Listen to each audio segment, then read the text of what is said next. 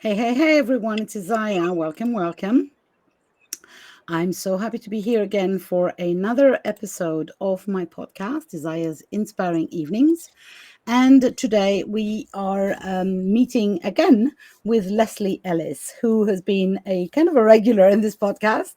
But mostly we are doing a series with Leslie around happiness, reflections on happiness.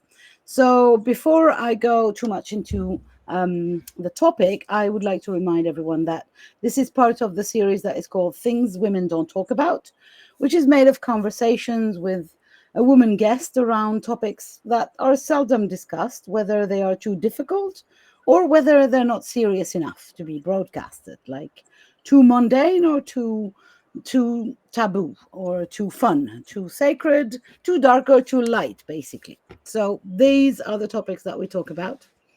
And today, as I was saying, we are meeting again with Leslie. Hey, Leslie. Leslie Ellis. She is the creator of HeartSong Yoga and coaching, and she's a soul embodiment coach. So she's a certified, yoga therapist, soul embodiment coach, and founder of the HeartSong Yoga Sanctuary. She's been teaching yoga, meditation, and personal development for over 25 years. Leslie's deepest desire for all of us is that we connect fully to the heart of who we are and the beautiful gift that is to the world. She helps you and me to deeply embody your authentic self through movement, meditation, and sacred self-care practices. She is also a certified soul-based coach and can guide you to your soul wisdom for support with any questions or challenges you have, and to clear blocks to living the life you want. So maybe you've caught our previous episode on happiness, which was called Guess what? Reflections on Happiness Part 1. And this is Part 2. And we are going to focus on why are people not happy? And what can we do about that? So without further ado, I'll pass the mic over to you, Leslie. Why are people not happy? Why are people not happy? I imagine just as we start to consider that question, each individual can go in and consider and think about like all the reasons that they're not happy, right? And I know also that what happens as soon as the mind starts to think about what I'm not happy, for those of us kind of in spiritual and personal development, we might be like also trying to figure out, well, what's the opposite of that? What are the reasons I am happy, right? Because it's hard for us to just hold, even though it's very natural for us as humans to like look at problems and try to fix them. It's also not difficult for us to hold that when we've worked on ourselves and we know that, about energy and attraction and manifestation and all of that. So I want to just encourage us to drop back out of like, why am I not happy, to a little bigger picture. Why are people not happy? Because that will help us to not get kind of all caught up in the minutia of the things that are happening in our lives. Oh, And that's be able cool. so we can start to dismantle a little bit our understandings about why we're happy, why we're not happy, and to understand ourselves better, to understand human nature better, and then to start to apply that understanding to our own experience. Because as they say, knowledge is power. So what I'd like to share today is a little bit of knowledge and philosophy that I think could be really helpful for the people Oh, who are yes, listening. absolutely. So, sorry, I forgot to mention earlier on, so before you go Yeah. in depth, that if anyone who is listening to this episode would want to get in contact with you, they will get all your details above or below the video or the audio, depending on where they're watching or listening to this, obviously. And I highly recommend that people do get in touch with you. Your audio just got a little garbled and I couldn't quite understand what you said. That's I know you're normal. That's now I my can hear you. very classic low bandwidth situation. Yeah, I'm you're clear hoping now. that it will get better soon. What I was saying is that people who want to get in contact with you and get to know what you do will find your details above or below the audio. All right. Excellent. Excellent. Yes. And I invite anybody to get in touch with me. I love connecting. Yeah. So I thought that I would just start by sharing a little bit about in yoga philosophy, how we might view, or from the lens of yoga philosophy, how we might view not being happy, like what makes us not happy. And for that, we can go to the teachings around suffering. What is it that causes suffering? Because when we don't feel happy, because being happy is something that I think we all have a drive for. So when we're not happy, we're suffering. Like there's some discontent and upset about life that we want to fix in order to get happy again, right?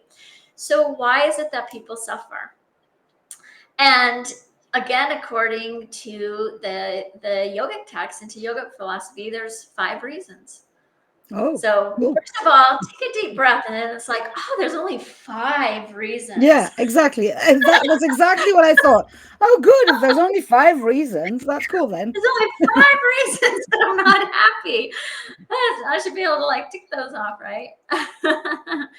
So the first reason that we suffer, the first reason that we're not happy, is because of ignorance. And I actually want to talk about ignorance a little bit later and go to the second and third reasons why we're not happy. And those are, or I mean, I'm going to go to the second one, then the third and fourth. The second one is because of the sense that we have of ourselves. Ego, we might say it. So we most of us are probably familiar with that term, the ego. And gosh, we could do a whole session, a whole conversation on ego. So I'm going to try and keep it brief. But basically the teaching is that the sense of individuality that we have and the viewpoint that we have in the world from our kind of limited place and perspective of the world causes suffering in it. When we're assessing what's happening in our own lives and in the world around us from our limited point of view, we don't understand everything that's going on. And we will perceive what's happening based on what it is that we individually want. I think this is really interesting. Exactly. It's what's happening to me. It's happening to me. And that's not what I meant to have happen, right? I wanted this instead. And so that sense of individuality and all of that, it has at play, it impacts this quality that we might experience of being happy or not being happy. So I feel like one thing that we can do is just start to kind of spread our awareness out, develop more compassion, more sense of connection to community and to more universal elements. And that helps us to kind of get out of those sticky places of this is just all about me. Now, that's probably not a new idea, but I just want to offer it for all of us to consider how that might relate to happiness. And I think that we'll see that some in the other 3 reasons that people suffer. So the next 2 are, I think, really, really powerful. And those are, excuse me, the word just like flew out of my brain. No worries. So, I can. this has happened several times. So the word that keeps coming to me is attraction, and that is part of it. It's like attraction, and that is one of the causes of suffering. That we are attracted to a whole variety of things. The other one is repulsion, which means we're also like not attracted. We repulse or we resist all kinds of things. So these 2 things I feel like are so juicy to like kind of connect into within yourself. Like, how does that play out every day in your life, and what impact does that have? Mm-hmm. So here's one way that I describe it, and that is, we all go through life and we are in a constant process of, I like that, I don't like that, I want that, I don't want that, give me more, don't do that, Mm-hmm. yes, no, right? We're in this constant process. And when we see those things that we want, we're driven to go after them and to Mm-hmm. chase after them. We use a lot of energy going after those. In that process of going after what we want, we're compelled by the kind of knowing of what we don't have, because we want that instead, or we want more of it, right? Mm-hmm. So we can, while we are attracted and like trying to bring in the things that bring us pleasure and that we enjoy and all of that, the things that would make us happy, we're driven from that place of not feeling like there's enough for us, or that we're not enough and that we have to somehow fill ourselves up in a different way, right? So that attraction, that constant desire for something more, creates this state in the moment of feeling unsatisfied and of feeling Yeah, that unhappy. makes perfect sense. So basically, the more I focus on the things that I want, aka I don't have yet, the more unhappy I feel. Exactly. Yeah. Yeah. Hmm. That's On really the flip interesting. side of I'd never uh, seen that on like that. Thank you. yeah, yeah, yeah. On the flip side, we also are very compelled to focus on what we don't want and to push that away, Yeah. right? And so that also causes that state, or creates that state of unhappiness, because what we don't want keeps on showing up. And it's like, why is that here again? Why do I have to do that? Why is that trying to like get into my field? why is that? And we can make all kinds of stories about Yeah. it, all of that. But we also exert a lot of energy trying to get away from it, either to push it away, to deny it, to get ourselves away from it, to like affirm ourselves into a different position, Mm-hmm. whatever it is, right? So these both come to this place for us where, yes, we're attracted. There are things we want. And I am not an advocate for not having desire, not at all. Our human nature is to have desire, and our desires are beautiful and they can lead us into incredible places. So it's not like don't be attracted, right? There's also like resistance and repulsion is actually a skillful thing. Like, we Yeah. know the thing, we can do skillful things to like eliminate things out of our life, to mitigate risk, to change things so that our lives are better, all of that. But in the middle of that is where we are in the Mm-hmm. moment.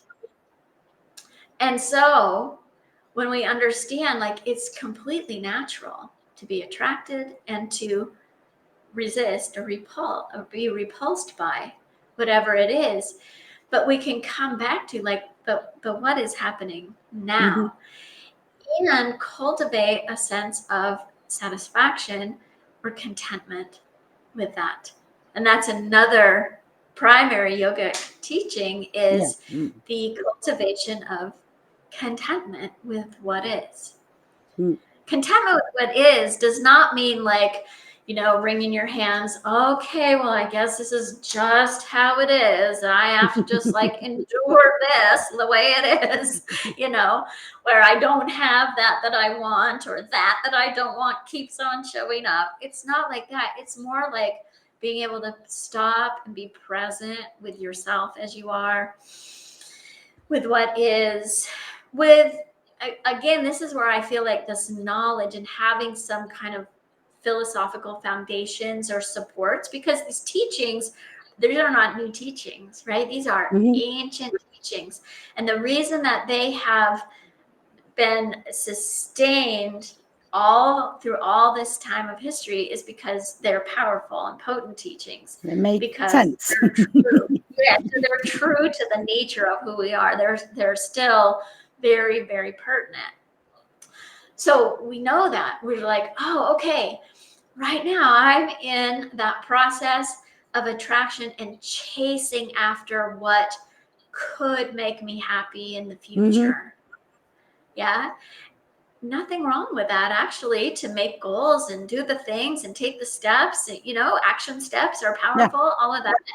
But as I'm doing that, can I be aware of that drive and that sense of not enoughness and hold space for myself in that and clarify for myself where I am enough? Because I think a lot of us, we get driven by thinking somehow, and a lot of us intellectually don't think this anymore, right? But still, like, the process is there, that there's something out in the future that is going to bring us to happiness. And when I'll be happy with, I'll be happy if, I'll be happy when.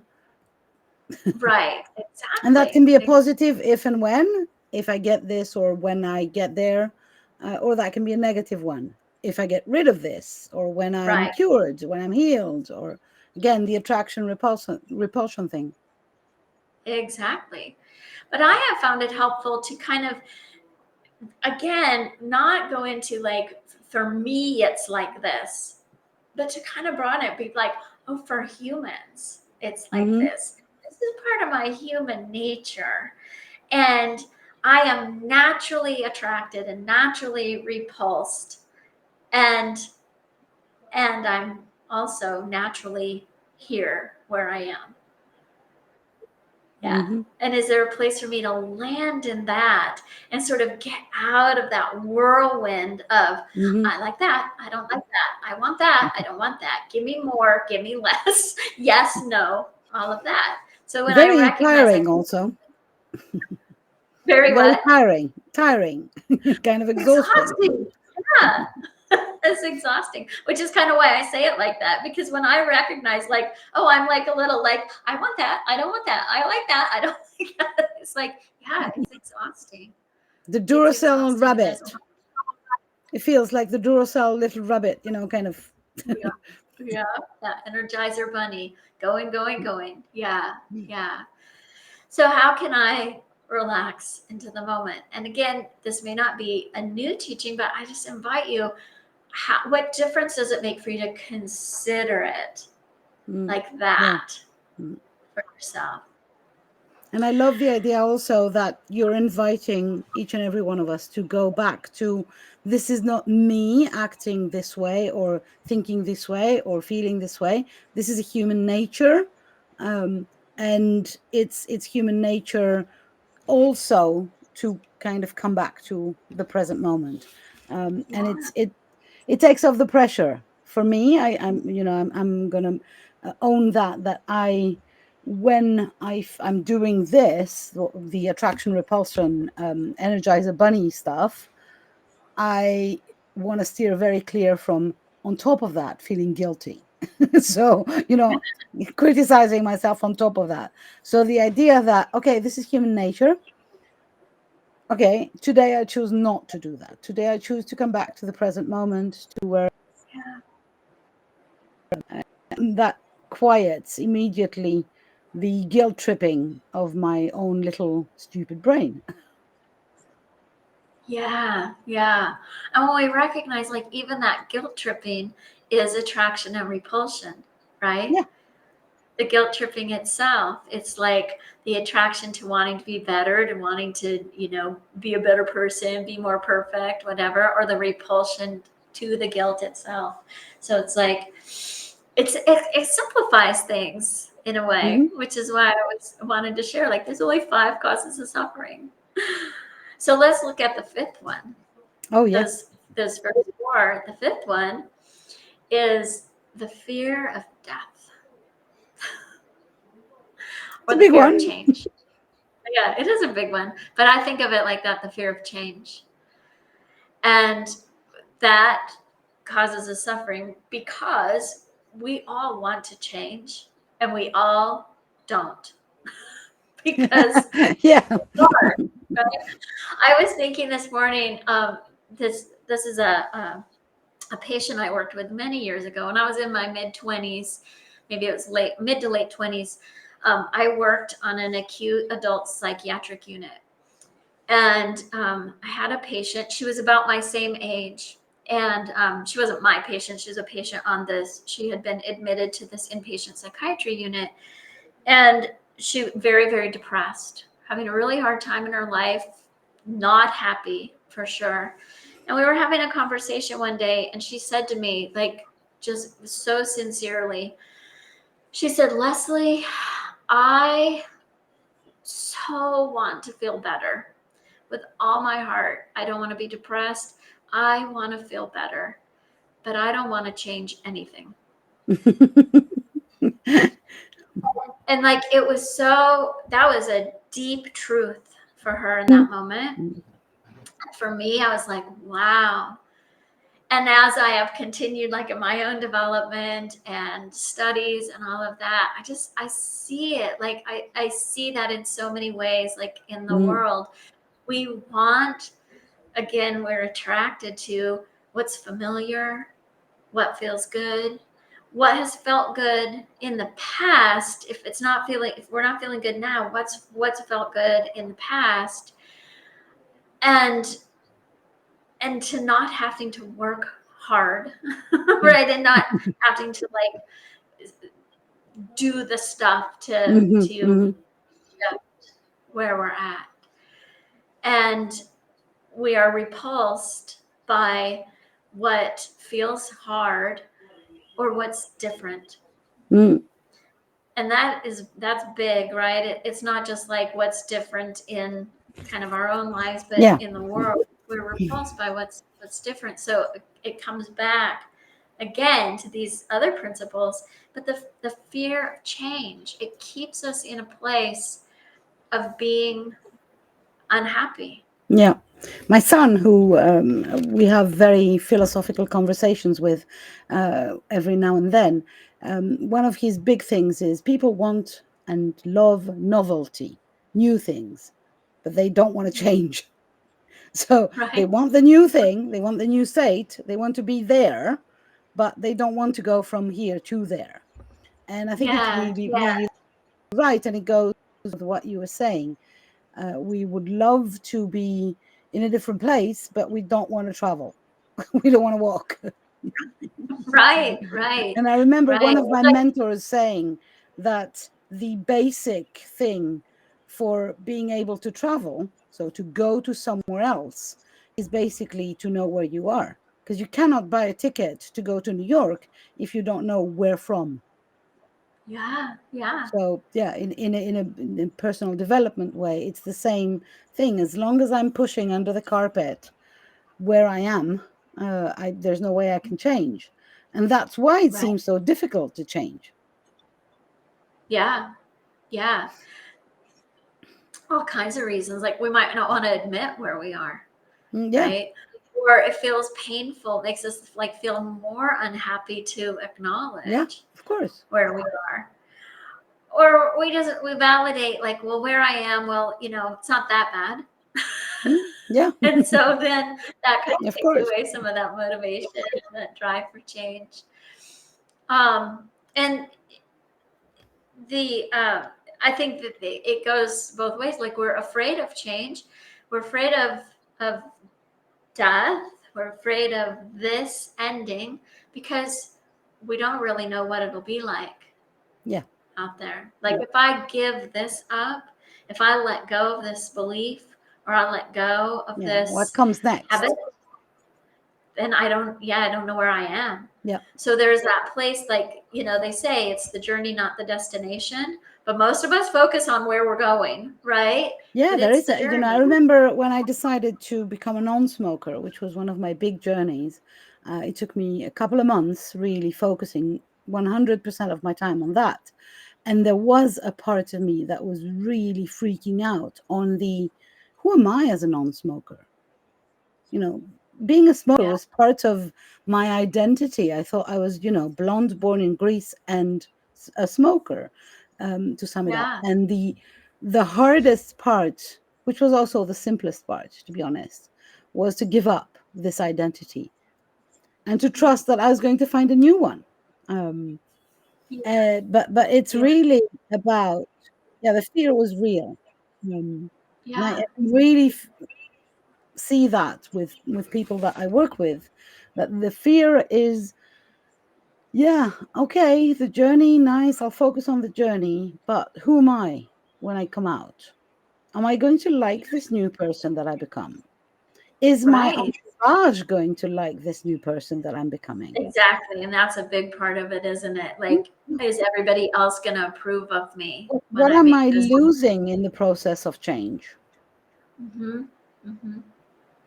And it's challenging because as we change, of course, the people around us respond, and always not always positively. Yeah, You absolutely. know, people don't always like me as the new me, right? No, most people don't, because as we were saying, people don't like change. So, Right. they don't like change in the world. They don't like change in themselves. They don't like it in me either. So usually Yeah. there is Yeah. at least for me, there was an adjustment period for, if I go back to the smoking thing, my husband was a smoker at the time, and he kind of literally resented me for having become a non-smoker and kind of showing that it was possible and that I was not, suffering too much to doing that. And, Yeah. and he was like, if she can do it, Right. then I should be doing it too, because we all know that it's better for your health and it's cost a lot of money. But I don't want to. I'd rather keep on believing that it's hard and painful. So yeah, no, he did resent me for a while before kind of taking the plunge himself. But and that needed some adjustments on both our parts and some conversation and some. So yeah, the I feel that there is part of the fear, um, is right to be there. Let's put it this way. Yeah. Um, which doesn't Yeah. mean It that is. I It's a natural quit. tendency. This isn't like a fatal flaw that you have as an individual or that I have as an individual. It is.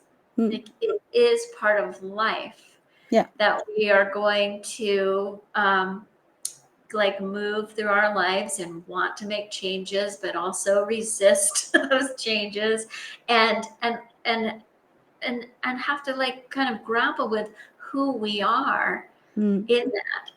You know what you were saying about giving up your identity as a mm, smoker? In a way, that goes back to that sense of ego, right? yeah, Because of we course. have all kinds of identities, ways that we perceive who we are, and all of that.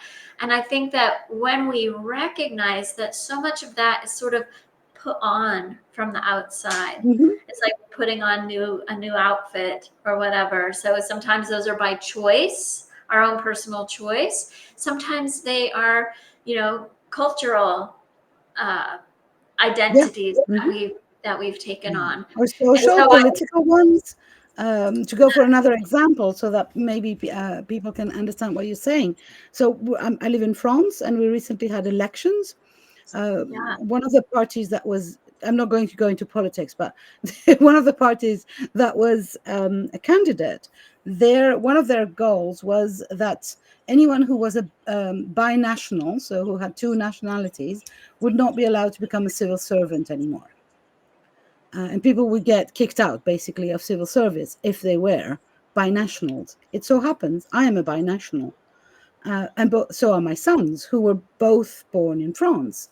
And there was like, what do you mean? Suddenly we're not French enough to be civil servants. So we were kind of literally kicked out of our own country without being kicked out, obviously. And they weren't elected, by the way. But that was the plan. I think you're freezing, or I am. So I'm really sorry. I'm going to keep on talking until you come back. I, So I yeah, I think you're back. okay, great. But Yeah, But yeah, the thing is that this political party was literally hoping to remove me of my Frenchness, let's put it this way, Yeah. and tell me I was not, me and my family were not French enough. And Right. that felt like a complete, rip-off of my own thing. So it was not my own doing, but the touch to my identity and to my ego, obviously, was very, very real. What do I do with that now? Do I go into complete unhappiness, or do I, breathe into it and again come back to the present moment? So Yeah. yeah, Yeah. a And lot of reason. we're just seeing that all over the world, these Yeah. nationalistic, yeah, we don't have to go into politics, but it's exactly that. It is around our identity. And what I might say about that, like with the ego, is in a way we have this, it's very real. Your identity as a French woman is very real, right? Yeah, But it's also, it's a socio-political, cultural, geographic identity. It's not absolutely. who you are. And so I think like that, we can recognize so much of who I think I am.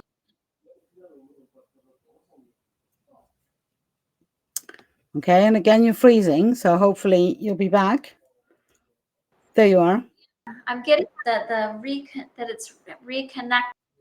I'm not sure why everything looks like it should be working.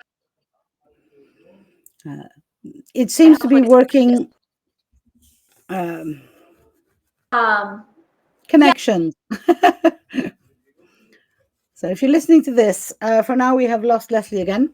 So I think what she was saying is that the identities that we are carrying are they kind of become confused with ourselves. It's like, oh yeah, she definitely was kicked out of the thing, and there she is. She's back. Let me open the door to her again. Hey again. Hopefully it yay! will work Yeah, I'm better. getting this little notice that the connection is lost, but my internet connection seems like it's steady. So I don't know what happened.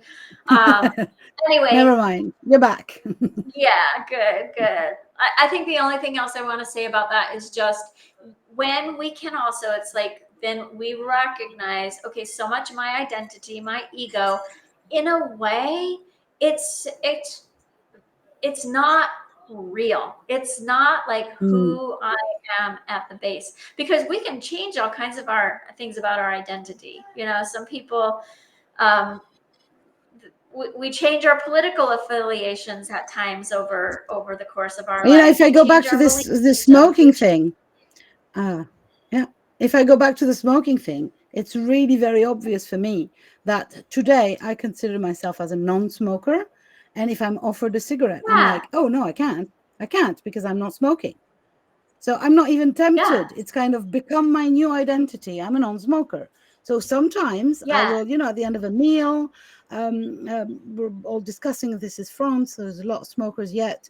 So somebody will light up a cigarette. Now I would like, I would love a cigarette. Oh, but I can't. I'm a non-smoker.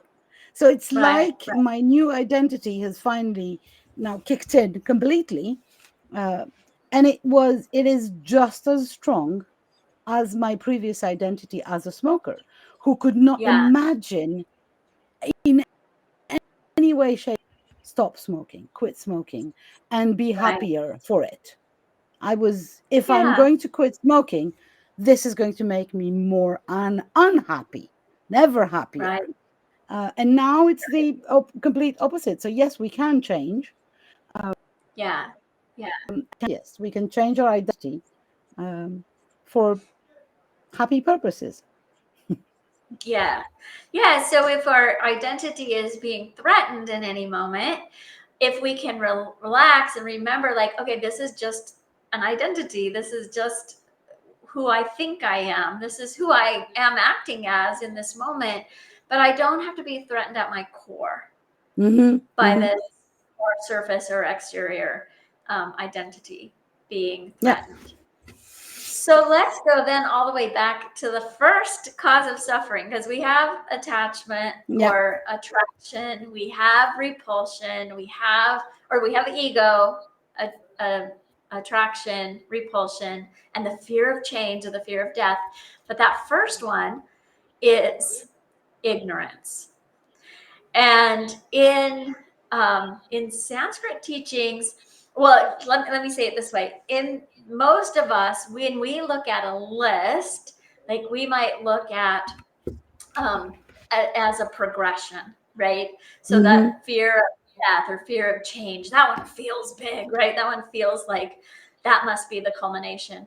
But in Sanskrit teachings, it's really what comes first is probably the roots, the foundation of everything. So the roots of all suffering is ignorance. So, and then we could say like, oh, there's only one reason that I suffer, and it's because I don't know. So, because a lot of us, we say, well, I'm not ignorant, right? But it's because we don't know. You don't know any better, Yeah. or because you don't know what might come if you let go of part of your identity or if you change. You don't know what else might show up if you let go of chasing what it is that you thought you wanted.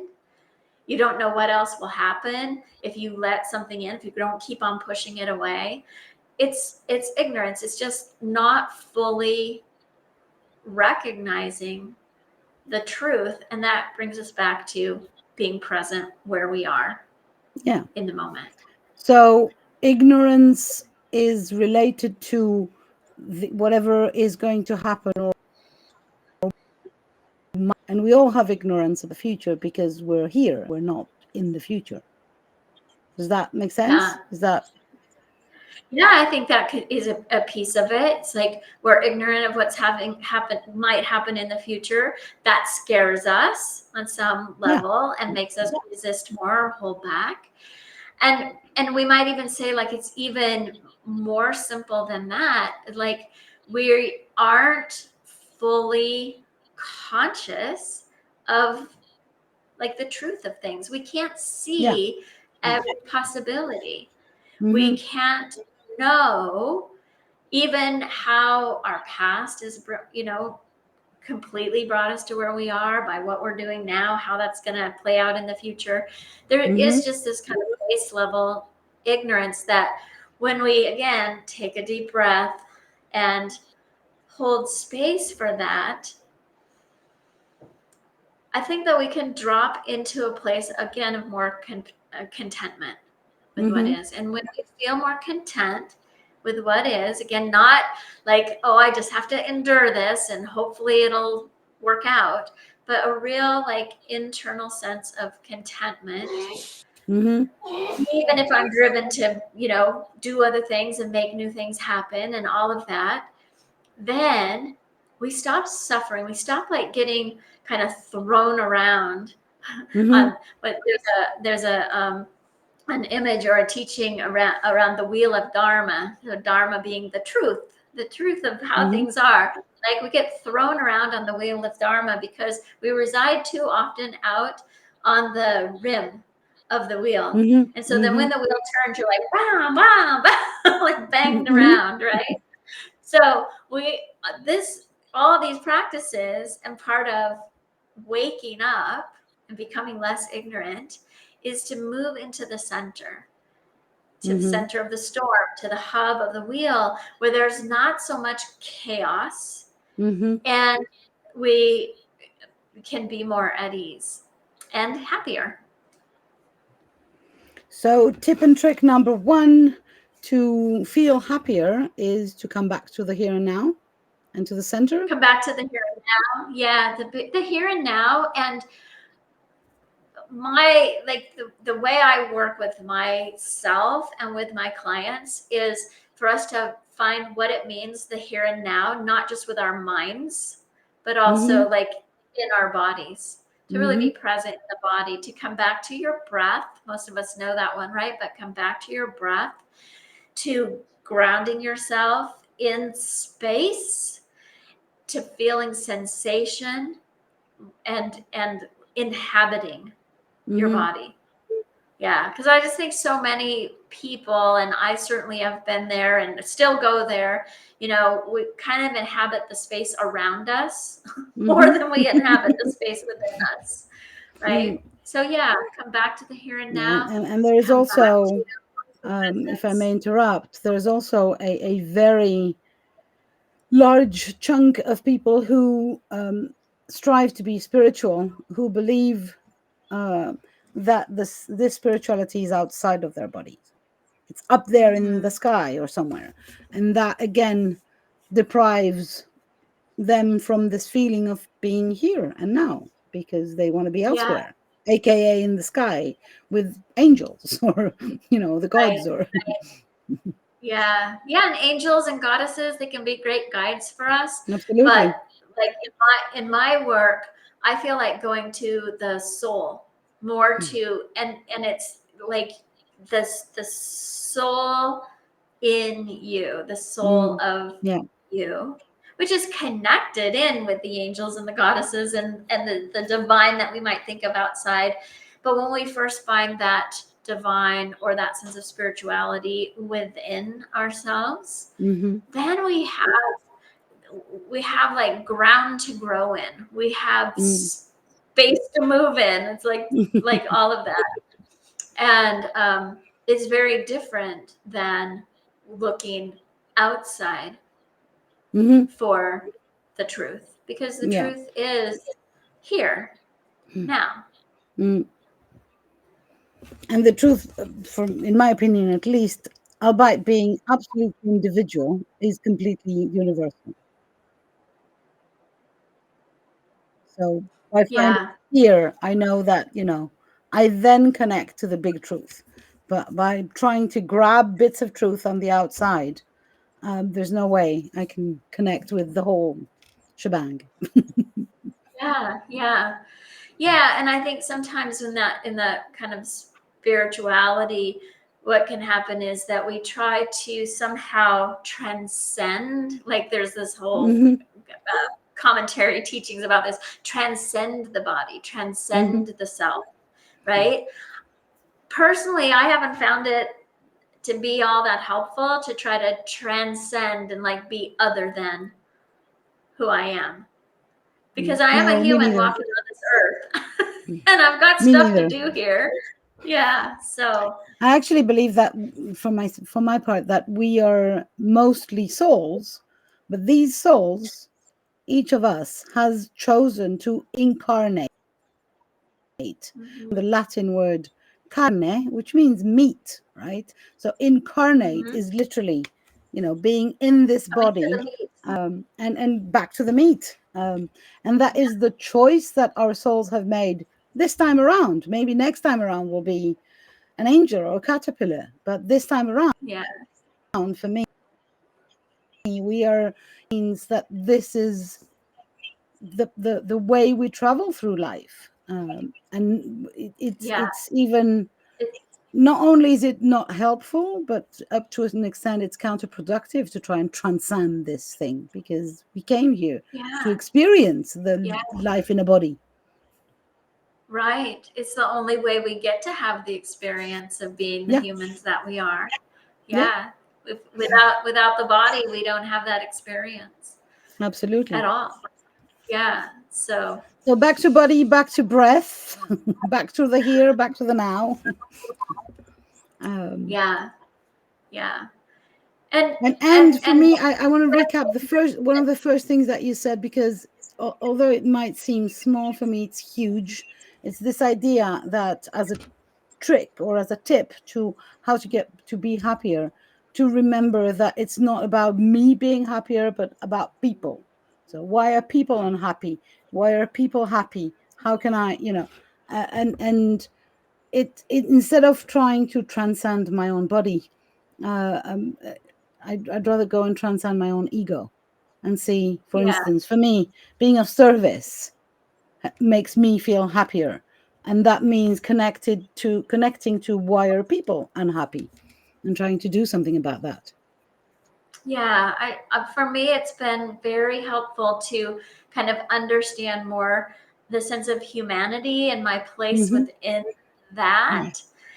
And then to do the things too that make me happy individually. So Yeah, it's of like course. both. I am an individual. My ego, my identities, all of those, they actually are part of being Of present course. with the here and now too. It's like that's my experience, but my experience is just a drop in the ocean of the Yeah. experience of humanity. And so can I hold space for, we're all just trying to be happy. We're all just Mm-hmm. trying to be happy.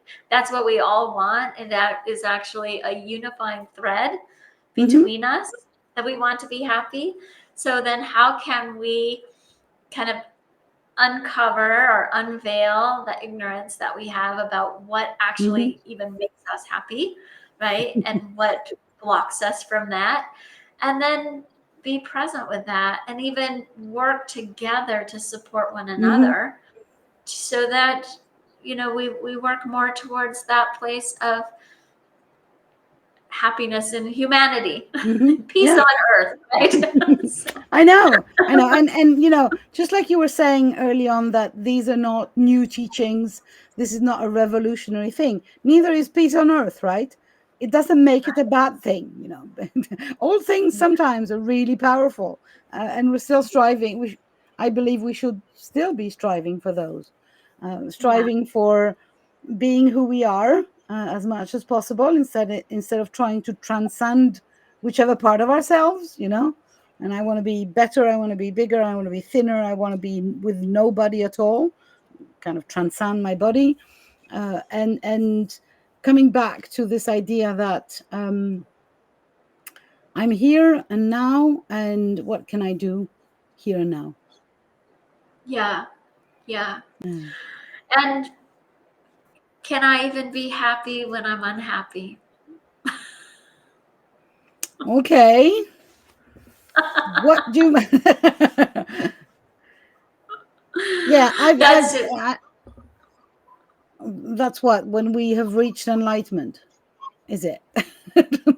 I'm freaking out here. I mean, we can think about it like that, but I actually don't think that it's a transcended state either. I actually think it's just more awareness. Like there's no, um, there's probably not a singular state of happiness, right? It's like everything. There's a whole range, and when we base our happiness on something outside Mm, of us, that's when we actually feel unhappy. So I guess what I mean by that is, can you be happy even when the state of things and situations would like create a sense of discontent or mm. dissatisfaction? So They don't have to it's be. about, if I base my happiness on who I am, my breath, my body, coming back to this truth, then my happiness is not circumstantial. It doesn't depend on exterior things that make me happy, and then I am Mhm. happy per se. And when shit hits the fan, this doesn't change. Yeah, Is yeah. that It's what you not mean? mutually exclusive. It's not Yeah. mutually exclusive Yeah. to feel happy and to deal with the shit as it Yeah. happens, and Yeah. actually have all the other feelings too, of Mm, like distress and unhappiness and sadness and anger and all of those, that they're not mutually exclusive. yeah. Uh, And that if we strive for the perfect happiness, well, then obviously we're always going to be unhappy, because you can't get to perfection. Um, yeah. yeah. For That, those of you who don't know, I have been dealing with a cancer diagnosis these last few months, and I've been told a lot, but how are you not more angry, more depressed, more sad, more whatever? And how are you taking this so happily? And I'm like, this is what has been thrown at me. And I can decide that it is a reason to be unhappy, a circumstance that will make me unhappy, or I can yeah. decide that this is teaching me something, I'm guessing, on the way. I don't know what it's teaching me yet. I'm not Yeah. at all. But I'm deciding that this is not a reason for me to become unhappy. Yeah. Yeah. And so you pull yourself back to the center of the Yeah. wheel Yeah. with that, right? And that's Absolutely. happening. The cancer is happening regardless. Obviously. and and still you don't have to be like out there being whipped around by Yeah. that diagnosis. Yeah. Yeah. So And sometimes, because I'm human, I'm whipped around for a good 5 minutes, because something happens, and then, okay. Because yeah, I also really, this thing about perfection, I've been thinking a lot that perfection is actually, or perfectionism is actually one of the big causes for unhappiness, because it's unreachable. And it's one of those attraction things that you were calling. exactly. It's like we're Um, driven, get yeah, better, get better, get better, get better, right? which And so is then we're never exhausting, happy where we are. and never works. So yeah, just stop it, basically, Yeah. That's and come back to the that's center that's of the really wheel. that's releasing ignorance and action when you say like, oh, now I recognize I'm going for perfection, and Mm, I'm gonna soften my grip on that. mm, Yeah. yeah. So then ignorance becomes less impactful, right? Because no Hmm. longer are you just doing it out of habit, or doing it because somebody else conditioned you that way, or doing it because blah blah blah, whatever. It's like, no, I'm no longer going to be Mm, ignorant to this. I'm not going to deny it in myself. I'm going to mm, see like, oh, I'm pushing for perfection. mm, All right, what's the process for me of letting that perfection go? mm. Yeah. Voila. So So there's only we've 5 causes of unhappiness. five, only, five and one of causes. them might even be the causes of the cause of causes, right? The one, the fear, and I think that is so. If you want to listen again to that, you will find all the tips and tricks that Leslie has explained to us, and unveiled a part of ourselves which almost tries to be unhappy. It seems like, we have to stop it from doing that. If you want to know more about Leslie and to work with Leslie, you will find all her details above or below the audio or video, depending on what you're watching. There will be an episode 3. So if you're watching or listening in the future, so after July 11th, 2024, where we are recording this, so the next episode will be in July as well. So if you're watching this in the future, you will have all 3 episodes on the reflections of happiness. If you haven't listened to episode 1, go and do that. Thank you very, very much, Leslie, for being my guest. I love talking about happiness, and I love talking with you. Yeah, And thank you thank so you to much. each and every one of our listeners in the past, present, or future. And we do hope, I'm pretty sure, that Leslie will join me in hoping that you become happier and happier every day. Bye for now. Bye bye.